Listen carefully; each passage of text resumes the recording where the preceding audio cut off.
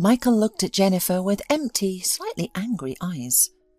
"I'm leaving," the man said a few minutes ago. "I've met another woman. I'm sorry, but as you know, the heart wants what it wants. What is there to apologize for?" "Is she your—" Jennifer paused, struggling to find the right word. "Student?" "Yes, she is my student." Michael hastily packed a big stack of shirts, ironed by his wife, into a suitcase and then left for his new, happy life. Fortunately, their only daughter Hannah was at university at this time. But what would happen when she learned that her father, a professor and department head, had abandoned their family for a student who could easily be Hannah's classmate? Jennifer went to the window and gazed out onto the street. 5 years ago, she was filled with joy, and when she and Michael bought this flat on the 20th floor, the feeling of soaring high above always thrilled her. But now it felt as if the weight of the sky pressed down on her so heavily that she could hardly breathe. Jennifer was 45 years old. This is the magical age when a woman can live and enjoy life without much stress or responsibility. Her daughter was already grown, studying at the local university, and even in a serious relationship. Jennifer worked as a manager for a company and had a stable salary. Her husband taught at the same institution where their daughter studied. He was highly regarded by his superiors, and he was working on a doctoral thesis. And now this. Jennifer sank heavily into the chair. She had several friends, but she considered Rita to be her closest and dearest. They had attended school together, studied at the same college, and raised their children synchronously, helping each other with advice. Rita had been a widow for 10 years and had tried to find a favourable match, but each time she failed. The men she encountered were haunted by their pasts, greedy, snored excessively, or refused to accept Rita's son. The reasons seemed endless, causing her to reject one man after another. Rita didn't need any explanation to know that her friend was in trouble. She arrived at Jennifer's place almost immediately. As soon as she entered the hallway, she exclaimed loudly, "What are you doing? Jennifer, are you crying over that worthless man?" "Yes, I am," Jennifer answered grimly, anticipating where her and Rita's evening was headed. "And you're going to help me do it?" "To cry over this jerk?" Rita expressed her disdain and dragged an impulsively sized bag into the kitchen. "Does Hannah know yet?" Rita asked and took out 2 glasses from the cupboard. "I don't think so, otherwise she would have called," answered Jennifer indifferently. Meanwhile, a saucer with sliced sausage of Jennifer's favourite kind appeared on the table. A little later, a dessert plate with appetizingly arranged slices of cheese of 2 different kinds was added to it. A few minutes later, another plate with chocolate broken into cubes was placed nearby. Only then did Rita calm down and sit down next to Jennifer. The woman took out a corkscrew, uncorked the bottle of wine, and quickly filled the wine glasses standing on the table. "To you, strong, stylish, successful." She exhaled the first toast. Over a bottle of wine, all Jennifer's innermost thoughts, which she was usually afraid to voice even to herself, found an outlet in concrete words. 2 hours later, Hannah came back from university and Jennifer, unable to hide her pain, told her everything. However, for the girl, it was not unexpected news. Hannah had felt the tension between her parents for quite some time. Her mother's explanation was short and very sad, but what the girl remembered most of all was not what her mother said but what she did. Jennifer just sat staring at the table in front of her and crumpled the yellow tissue with her hands. And that gesture caused Hannah to cry in her room for 2 hours. It was not her father's leaving, not his betrayal, but the yellow tissue in her mother's trembling hands that she remembered. And then life began to get better, because Rita took it upon herself to normalize Jennifer's state of mind. "Jennifer, you just don't look like yourself. This is a bad way. Dress up and let's go out with you. And I don't want to hear that you don't want to go out. Don't make it up. Everyone wants to go out. We are going to a nightclub, or a walk in the park, or to a nice restaurant. For whom? For yourself. Rita was not embarrassed by anything. She was completely indifferent to Jennifer's mood, today, and why she didn't want to go out again. She would just come and almost force Jennifer to dress up, then drag her out of the apartment. A couple of times, Hannah was also invited to join them, but she invariably refused. She didn't want to watch Rita try to entertain her sad, grieving mother.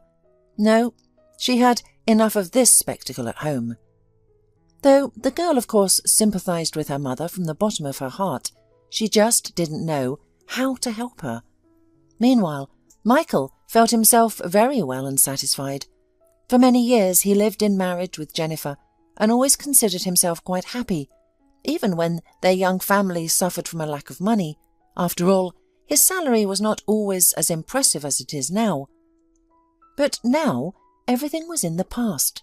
The first love, happy family, and the maturation of their only daughter. And now Michael wanted something new, fresh and unexplored. He wanted a new young woman who would be everything to him, the centre of his world, and he found such a woman among his students. Even as a young teacher, Michael had often heard the popular saying that all wives grow old, but first-year students never do. But it was only now, when he was in his 5th decade, that he realized the truth of that statement. Indeed, his wife had aged. Jennifer no longer had that youthful excitement that had once enticed him and that he had fallen for. Now she was a staid old woman for him, despite being 4 years younger than her husband, and he knew her inside out. She could no longer surprise him. He wanted something entirely new. Of course, it was the most common midlife crisis. Michael stubbornly refused to age and become a man who obediently followed the circumstances. And when the freshman, Camilla, caught his attention and made it clear that she was truly interested in him, Michael literally got crazy. He entertained and amused the students, creating ridiculous tasks to ensure he would be remembered by her. And it worked. He and Camilla became lovers. Of course, Michael wasn't rushing to reveal this secret to his wife. He needed to tread carefully before making a final decision. But Camilla repeatedly raised the question of wanting to be with her beloved man. She was tired of hiding and believed she had every right to happiness. She wanted to create a real family, not continue with this situation where her lover hurriedly left her bed to return to his wife.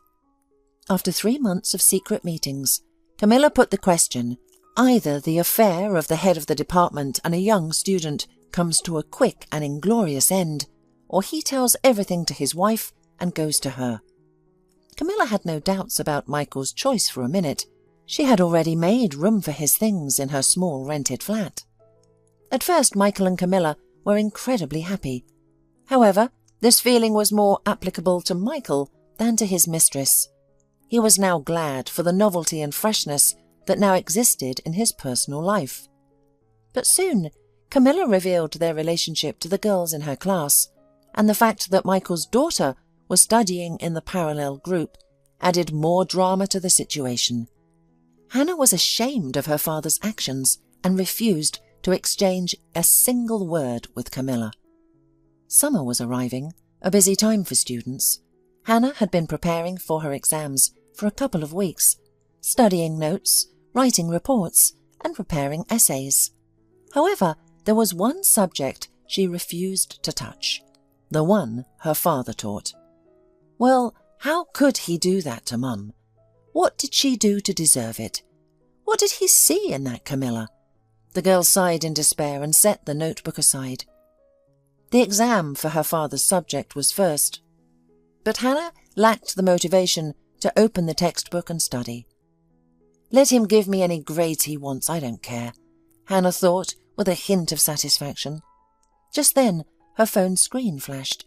It was a message from her boyfriend. Preston was 3 years older than Hannah and was about to finish his 4th year. He had big plans for his life, and Hannah was a big part of them. They had been together for 9 months, and they were sincerely in love with each other. Preston offered to meet Hannah in the evening and go for a walk, and Hannah eagerly texted him, "Great," added a kissing smiley face to her message, and sent it to Preston. As for Jennifer, it seemed as if she had forgotten how to enjoy the simple things in life, even though she knew it was necessary. Her entire life revolved around Michael and his needs, despite having a job and hobbies. Without Michael, there was no one left for her to take care of. This realization saddened Jennifer the most, because her daughter didn't require her constant care anymore. So who could she give her love and attention to? Rita, her faithful and ever-present friend, kept rescuing her by countless activities. They embroidered beads with a group of eccentric women, went swimming in a pool with soothing music, worked out intensively in the gym to lose some weight, and even visited a fashionable spa recommended by Rita. Overall, they had fun and diverse experiences, but Jennifer felt completely unnecessary and irrelevant. However, this time Rita had something different in mind. She insisted on visiting a nightclub. "Come on, Rita, what does a nightclub have to do with me?" Jennifer protested. "What's wrong with nightclubs? We can pick someone up there," Rita suggested calmly, resembling the Rock in her composure. "And honey, just keep in mind that you shouldn't dress like you're going to a funeral. Jeans? Of course not. You won't be attractive in that." Rita walked confidently to the wardrobe and swung the door open in one swift motion. "So, what do we have here?" "Well, to tell you the truth, not much. It feels like I've been friends with a real grey mouse my whole life. Not a pretty, lively woman. Knee-length skirts? No thanks. A shirt with a high collar? Save it for visiting your mum. Jennifer, we're going to a nightclub. It's a place of joy, freedom and debauchery. So, here you go." With these words, Rita pulled out tight trousers and a blouse with a revealing neckline from the depths of the wardrobe. "In this?" Jennifer could only utter it, looking at the offered items with a hint of criticism in her eyes. "Yes, in this," Rita cheekily exclaimed and went to the kitchen to fill their glasses. Jennifer shook her head, but she obediently started changing her clothes. Perhaps Rita was right, and it was time for her to stop living such a sad life. She needed to move forward towards joy. It was too early to give up because, even at 45, a happy new life could begin. "You have to love yourself," Rita admonished, returning to the room. "Oh, you look good, by the way. I'd even say you look fabulous. So, surely this evening won't go to waste for you?" Jennifer didn't say anything, but silently nodded. She herself hoped that this evening wouldn't be in vain. Hannah had her own life and Jennifer needed to arrange her own before it was too late. The nightclub was noisy, crowded and smoky. The two women struggled to make their way across the dance floor to a free table near the stage. Rita moved with confidence, while Jennifer tried her best not to bump into anyone or make others uncomfortable. They sat down at the table and began tasting drinks from their small specialty glasses. "Shots are really good here," Rita commented. "What's the matter, Jennifer? You look like you're dead. Drink it and relax at least a little." Jennifer timidly brought the glass to her lips and smiled. It was truly time to try something she had denied herself for so long, as a decent mother and a good wife. Within half an hour, Rita was already dancing on the dance floor, while Jennifer was still mustering the courage for such a step. She hadn't danced like this in a long time, or maybe she had never danced like this at all. She watched her friend dance in the midst of Hannah's peers, and a sharp sense of the impropriety burned her from inside. However, driven by an inexplicable impulse that she wouldn't be able to explain later, Jennifer stood up, shook her hair loose, and made her way to where Rita was already having so much fun. Jennifer decided to abandon her habit of thinking, analysing, and comparing for at least this evening. The music blared and crashed into Jennifer's ears like a suffocating wave, difficult to swim out of. Nevertheless, she quickly acclimated to the rhythm, and she suddenly moved to the beat of the music with ease, grace, and freedom. Throughout her conscious life, Jennifer had always considered this kind of pastime beneath her, but now the dance floor of this second-rate club has become the perfect place for her to release all the pent-up pain that had accumulated in her soul, to let it go, and to move to a new level. Beside her, amidst the flashing spotlights and strobe lights, Jennifer saw different people. A young girl, no older than Hannah, looked at her with judgment in her eyes. It was clear that she considered such behaviour from an adult woman too frivolous, and definitely disapproved of it. Live your life and be wise and patient with people, Jennifer thought, and maybe one day you'll realise that true freedom has no age limit. At 45, you have the right to dance just as hard as at 20. Suddenly, right next to Jennifer, a young man in his early 20s appeared from somewhere. Arrogant, well-dressed and harmoniously built, the dream of any girl his age. However, for some reason, he decided to show interest not in girls of the same age, who were abundant here, but in Jennifer. Such attention didn't flatter her. Instead, it vividly reminded her of Michael's actions, who had left her for a young student. The age difference between Jennifer and this young man was the same. How could she not be disgusted? The woman decided not to pay attention to him, hoping that he would likely leave her alone. But that wasn't the case. Despite Jennifer's efforts to demonstrate her lack of interest, the young man didn't retreat. On the contrary, he took her hand. Jennifer didn't like it and tried to pull her hand away, but the young man didn't give her the opportunity. He looked at her with an impenetrable, glassy gaze that made Jennifer feel uncomfortable. In despair, realizing she couldn't free herself from this unwanted suitor, she tried once more to pull her hand away, but with the same disappointing result. Jennifer looked around for Rita, who knew exactly what to do with such suitors. But Rita was hidden by the backs of other dancers in the club. Suddenly Jennifer felt the guy trying to lead her off the dance floor. She knocked the guy's hand away, but he took her hand again, this time just above the wrist. Jennifer screamed, but her scream dissolved in the rumble of music. The woman became really scared. If someone had told her a few hours ago that it was possible to forcibly move a woman away from a crowded place, she wouldn't have believed it. But now it was a shocking reality for her. Jennifer tried to resist, but she hadn't expected such persistence from an unknown young man. She struggled as hard as she could, but there was nothing she could do. Jennifer was already on the very edge of the dance hall, and very soon, just in a minute, she could very well find herself in a dark alley by the emergency exit. Just when Jennifer started to panic and realized that things were taking a turn for the worse, the guy's grip suddenly weakened.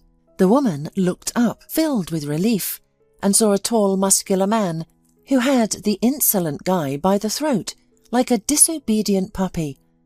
Then Jennifer's saviour effortlessly threw the guy away, as if he were throwing a bothersome toy, and turned to Jennifer.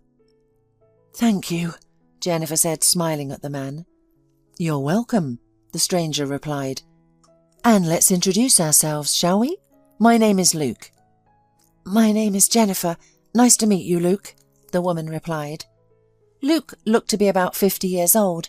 He had a clean-shaven face, intelligent grey eyes, and a high forehead. His strong muscles were visible under his light denim jacket, and there wasn't an ounce of extra fat on his body. He really stood out from the regular people in such a place. Jennifer belatedly realized that her appearance today, thanks to Rita's efforts, described her as a regular, frivolous visitor to such places. Luke noticed that Jennifer was looking at him and decided to lighten the mood. "So, how do you find my appearance after such a thorough visual inspection? Do you like it?" Jennifer was still in shock. After all, it's not every day that a young man tries to drag you into a dark story. So she answered honestly, without hiding or exaggerating anything. "Yes, I do. Thank you again so much. I don't know what I would be doing now without your help." Oh, it was nothing. Luke grinned slyly. Besides, you don't seem like the kind of person who frequents these kinds of places. You're absolutely right. Jennifer smiled contentedly. Actually, it's my first time here. I came with a friend. For the first time? Are you serious? Luke asked. Rita, my best friend, brought me here to try it out. She's familiar with this place. Maybe she needs help too, Luke suggested. I don't think so. Jennifer laughed. She feels right at home here, and she's definitely not someone who can get into such situations. Well, that's a relief, Luke muttered. But it's better to find your friend and make sure she is all right. Jennifer nodded slowly, and they made their way through the dancing crowd to the exit. Rita was on the dance floor, surrounded by several admirers. She was cheerful and happy, and Jennifer realized that Rita didn't need her company for the rest of the night. So she said goodbye to her and went through the dancing crowd towards the exit. Luke followed her. He got a cab, and while they were driving, he told Jennifer a little about himself. It turned out that he had divorced many years ago, had a grown-up independent son student, headed his own company, and, in general, had settled down quite well in life. He ended up at the nightclub purely by chance, and he had a crazy idea to relive the old days. Jennifer briefly shared some details about herself. She mentioned that she was raising a daughter who was already in university, and one more time she expressed her gratitude to Luke for reacting in time to the situation. They got out of the cab near Jennifer's house, and the man looked around the yard and parked cars with an observant eye. "Where are your windows?" he asked suddenly. "Over there," Jennifer said, pointing with her hand to her own windows. Luke smiled and said, "It's Friday, and tomorrow's a day off, and you're home, right? So, at 12 o'clock, you'll see me in this very spot from your windows. If you want to take a walk with me, or visit a place of your choice, come on down. Okay?" "Okay," Jennifer nodded, thinking that no one had ever asked her out so elegantly before. Apparently, a shadow ran across the woman's face, and her interlocutor noticed it perfectly. "Don't worry," he said clearly and calmly. "Everything will be all right. I promise you. We'll go somewhere and just talk, okay?" "Okay," Jennifer nodded guiltily and belatedly realized that she might have offended him with her sad face. It was time to start thinking about how she looked. Lying in bed, Jennifer recalled every moment with Luke.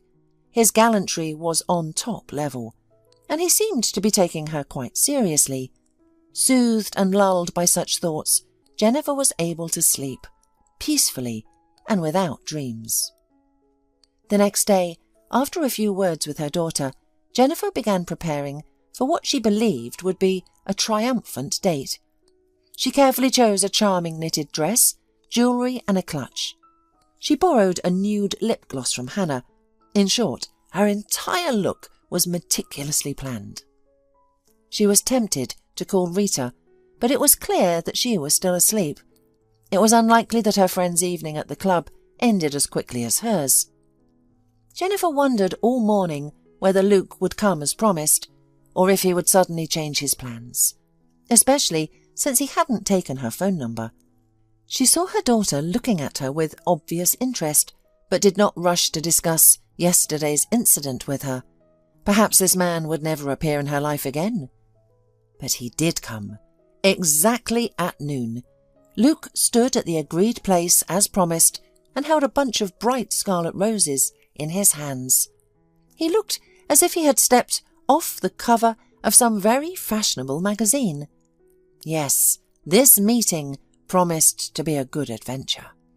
Jennifer exited the building with a cheerful and positive attitude, with a determination to conquer the world written on her face. And they set out to conquer it, on foot. And why not, when the weather was beautiful, the sky was cloudless, and a flute sang softly in her soul. That walk lasted a long time, almost the whole day. They had time to eat twice at good restaurants, ride the riverboat, and even the Ferris wheel in the local amusement park. Jennifer had never felt so comfortable with someone, never felt so light and eager to live. All her problems seemed to fade into the background, and she became a smooth, cheerful woman before whom a world full of possibilities was opening up. A wonderful feeling of light and warmth overwhelmed her soul, pushing away the dark waves of pain and despair.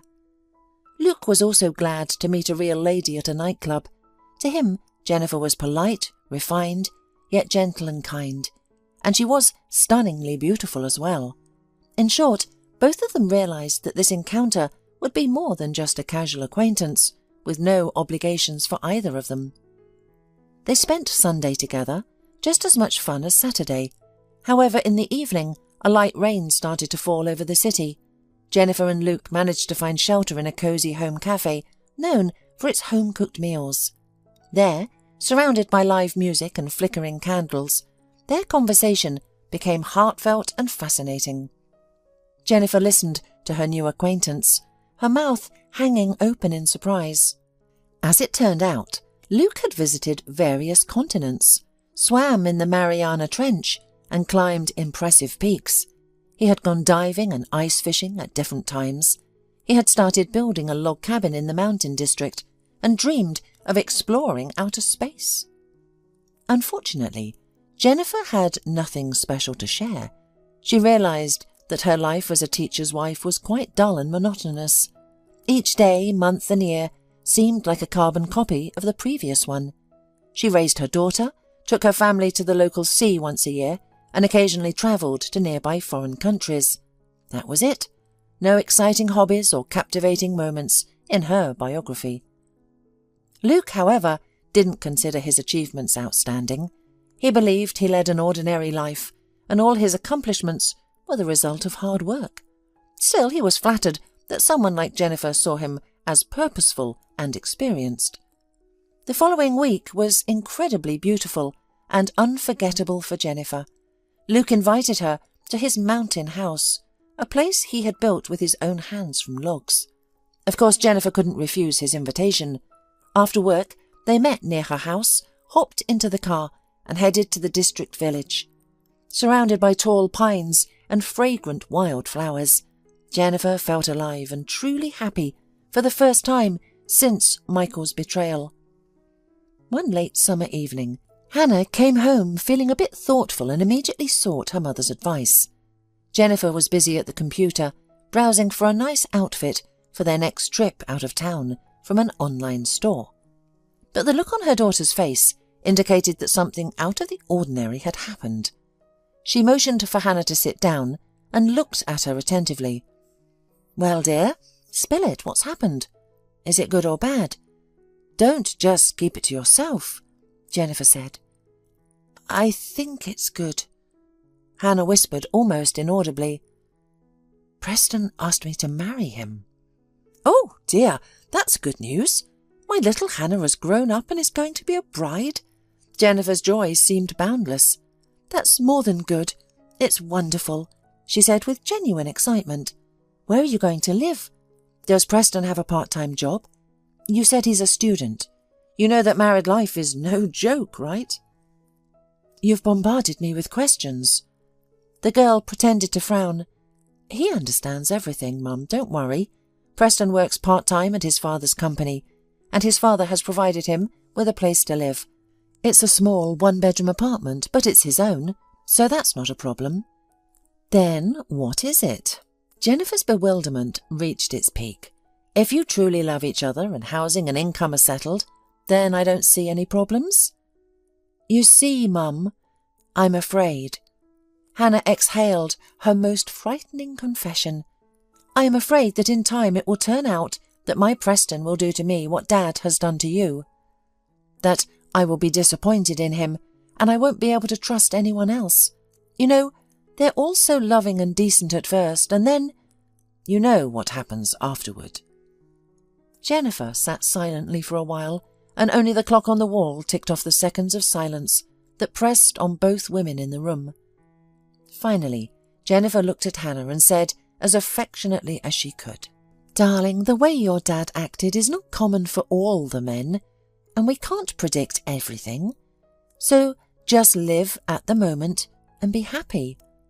The important thing is that you have me and I have you, and we will always support each other. Don't transfer your father's bad deed to all men. I'm sure Preston will be a real support for your whole life.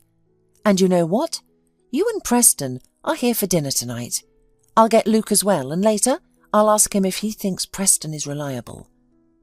"Good thinking, Mum," Hannah laughed. "A kind of stress test. Great, and yes, I have one more favour to ask of you.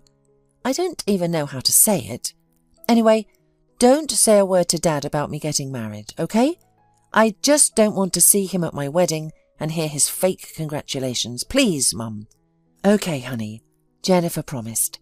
She wasn't sure if her daughter was doing the right thing now, but it was her choice and she was within her right to follow her heart. After all, Hannah was an adult, and it was up to her to make such decisions. Hannah left her mother's room with a light heart. In the evening, Preston arrived on time, dressed up and perfumed, with 2 bouquets of flowers for Hannah and Jennifer. The hostess seated the guest in an armchair and said that Luke might be a little late due to his work. Preston engaged in polite conversation with Jennifer and seemed quite sincere in his answers. Jennifer asked the usual questions in such situations about his childhood, parents, studies, and his career plans. Preston answered thoroughly and with humour, staying within the boundaries of polite communication with his bride's mother. Jennifer liked it, as she believed this was how a future son-in-law should behave. Suddenly the doorbell rang. Jennifer opened the door and Luke came in, holding 2 bouquets. The woman was so happy to see her beloved that she didn't notice Preston's face change. The young man literally jumped up from the chair in which he had been sitting calmly a minute ago and jumped out into the hallway. "Oh, Dad, what a turn of events! I think I've finally realised why you've been so happy and dreamy lately," Preston said with a smile and hugged his father. The evening went wonderfully, and Jennifer was relieved for her daughter because she knew that a father as decent as Luke could not raise a bad son. Meanwhile, Michael wasn't as happy as he was at the beginning of his affair with Camilla. Now the man realised that he was able to truly experience calmness and happiness only near Jennifer. But alas, the choice was not made in her favour, and that decision was wrong. First, an unexpected and serious blow to the man was that his only daughter simply interrupted communication with him, as if there were no years when he fed, taught and took care of her. To his great surprise, Hannah simply stopped responding to him and greeted him at the university, and even in his lessons she preferred to communicate strictly officially. Secondly, Camilla turned out to be entirely different from what Michael expected. He wanted to have an understanding and patient woman next to him, but it turned out that the understanding woman was actually Jennifer, while Camilla did not even pretend to understand anything. She constantly begged for good grades for herself and her girlfriends, and for money, and worst of all, the flow of demands did not stop for a second. In addition, once Michael accidentally heard a conversation not intended for his ears. In it, Camilla called him quite derogatory, if not outright humiliating. No one would have liked such a form of address to themselves, especially from their favourite girl. Jennifer had never allowed herself to address him that way, and the issue was not at all that the 2 women had a significant age difference, but that Jennifer simply could not insult a person with such attitudes and such treatment. She couldn't, and that was it. And recently Michael had fallen ill. Suddenly, out of the blue, he had a high blood pressure. He complained to Camilla, lying next to him, but received, in reply, a calm look. "If you get worse," she said calmly, "you can call an ambulance. Now, if you'll excuse me, I have to get ready. We are going to the party tonight, so I take it you're not going, right?" "Yes, I'm not going," Michael barely managed to whisper out. Yeah, he hadn't expected such treatment from her. Jennifer would never do that to him. On the contrary, she always tried to help cure everyone around her, and only then did she think of herself. And now, because of all these unpleasant insights, he often thought about Jennifer and couldn't sleep. The loss of communication with his daughter, health problems, and the lack of basic courtesy from the person for whom he had sacrificed everything. All this brought Michael to a state of deep despair. He saw this phase of his life in an entirely different way. He had dreamt of being rejuvenated alongside the cheerful and lively Camilla, but instead he had become a boring old man who was constantly reminded of his age. With each minute spent with Camilla, he yearned more and more to return to his previous life, to the place where he was valued and truly belonged. The university began to take up more and more of his time. However, Michael knew that he would never be able to write a doctoral thesis. Something inside him had burned out, and his own betrayal of his own family had paved the way for these very unfortunate circumstances. Michael could physically feel himself aging with each passing day.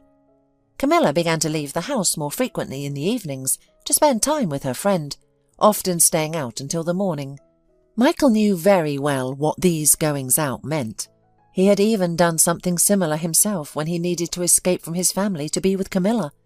No, he was not foolish, and understood everything perfectly well, just as Camilla understood that Michael understood everything clearly. However, she didn't care because she had already satisfied her ego. She didn't need anything more from him, except for money and good grades, of course. As for money, Michael left the spacious apartment to his wife and daughter, but not out of love for them. The reason was that otherwise Jennifer would demand her share of the funds stored in the accounts, and those funds had already been earmarked by Michael for a new happy life with Camilla. So they decided to be fair. Jennifer received the house as her personal property, and he kept the deposits. On one hand, everything seemed fair, but on the other hand, Michael realized that he had miscalculated. Camilla had long insisted that he buy her something significant and worthwhile, something she could take as real evidence of his love. For a long time, he had no idea what she was talking about, and then 6 months later, he discovered that she had been speaking about an apartment for her. This news nearly made Michael sick. He tried to argue with Camilla, explaining that he had already rented a good apartment for them, but she pursed her lips and left the house. Therefore, the hapless hero-lover had to urgently find a place that would be enough to prove his serious intentions and real love, and to buy it in Camilla's name, of course. She insisted on this option, justifying it by saying that otherwise she wouldn't be able to feel like the mistress of the new flat. Needless to say that all the negative changes in Camilla's behaviour occurred right after she became the proud owner of her own personal space. But sadly for Michael, the realization of his own stupidity was too late. Now, the boring man was no longer needed for Camilla, and she lived with him while he was helping her with whatever she asked, especially at university. Their common future seemed utterly hopeless, and Michael didn't need to be an expert to see that. After weighing the pros and cons, Michael decided to reconcile with Jennifer. In his opinion, she should forget everything and forgive him, at least for the sake of their daughter, who probably missed her father deep in her heart. Unfortunately for the man, he had never been so far from the truth. Preparations for the wedding were in full swing. A wonderful wedding dress had already been chosen, light, flowing and snow-white. Jennifer, Rita and Hannah spent a long time picking out shoes and gloves that would complement the beauty of the dress and make it unique. All three had no doubt that Hannah would be the most beautiful bride in the world. The women chose a restaurant with mind-blowing cuisine and good service, along with a toastmaster, musicians, photographer, and videographer. So Jennifer was fully occupied with preparing for her daughter's wedding, but soon she was going to face one meeting. Meetings in life can vary, some unpleasant, some long-awaited, and some unnecessary. Jennifer's encounter with Michael fell into the third category.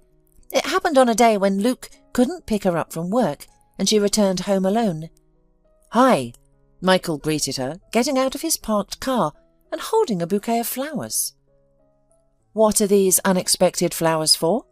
"Oh, it's definitely for a reason," Jennifer thought. She had the strong urge to hide at the entrance, but she dismissed the thought, considering it humiliating. Especially since now, Michael looked different now, like a wounded dog returning to its kennel out of habit, hoping for a bowl of scraps. It was pathetic to witness how far he had fallen. "What do you want?" she asked, trying to sound neutral. "I want to talk," Michael replied, surprised and even offended. I want to come back. You have to understand, Jennifer, I didn't realize what I was doing. I was deceived. This woman, Camilla, she's a nightmare. I don't know how I could have done something so terrible to you.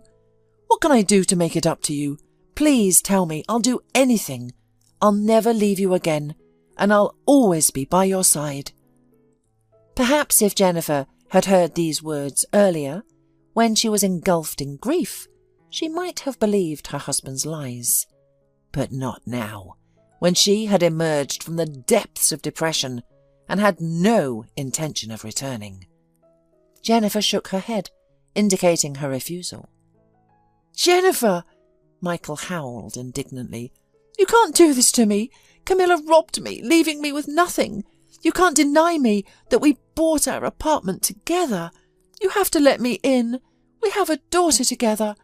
Come to your senses, Jennifer." "Ah, now you finally remember that you have a daughter." Jennifer raised her eyes at Michael, causing him to almost recoil. "Where were you when everyone was pointing fingers at Hannah because of what her father did? Where were you when she and I resolved our problems on our own? So please, stop coming to me and trying to talk to me. You've taken your share. Don't bother me any more. Your homelessness is your problem. You're a smart man, Michael. You should have known what was happening, shouldn't you? And now, sorry, I'm in a hurry." With a straight and confident stride, Jennifer passed by Michael, leaving him truly frightened. All this time, he held the belief deep within his consciousness that she would shelter him in case of an emergency. That was the only reason he had recklessly thrown himself into this whirlwind. Jennifer was his backup plan, his insurance against any misfortunes, and now she was behaving like this. "Wait, Jennifer!" he shouted after her one more time. "I've heard that Hannah's getting married. I don't know the details." "Then keep on not knowing," came the reply from Jennifer. Michael was left alone in the courtyard of the apartment building, watching as the door of the entranceway closed behind Jennifer. Yeah, his craving for pleasure had come at too high a price. "As soon as the newlyweds come out, throw the petals right away," the videographer said to all guests and set up a working camera on a tripod. Jennifer looked back at Luke standing next to her. He pressed her hand imperceptibly but firmly, and the woman couldn't resist leaning on his strong shoulder for a second. Finally, the newlyweds walked between the two rows of relatives, acquaintances and friends. Scarlet and white petals flew into the air, and Jennifer watched her daughter and wished that she would be lucky in her marriage. Suddenly, she sensed that Luke was no longer beside her. No sooner had the woman begun to look for him than she suddenly heard his sonorous and rich baritone. "May I have your attention, please?" he asked, and everyone present turned their heads toward him. "So, we have just witnessed the birth of a new family, and new plans, hopes and dreams. However, the surprises are not over for today, and I am firmly convinced that no one is waiting for such a surprise. Many times I wanted to do exactly this, but something always got in the way. Now no one will stop me." Luke took a small velvet box out of his pocket and opened it with a click. Inside, on a cushion, lay a ravishingly beautiful gold diamond ring. It shimmered and drew the eyes of those around her. However, probably most of them could not understand what this box was opened today in honour of. and only Jennifer had a strange feeling in her soul, like when she was waiting for Santa Claus as a child. Luke meanwhile came up to her, carefully got down on one knee, and said softly but clearly, "I ask my beloved Jennifer to become my wife." While Jennifer stood as if struck by thunder and looked at this picture, someone began to applaud. Then someone else followed suit, and another and another. Soon everyone was clapping their hands. "Yes," she said with tears in her eyes, and it was the nicest music to Luke's ears and his heart.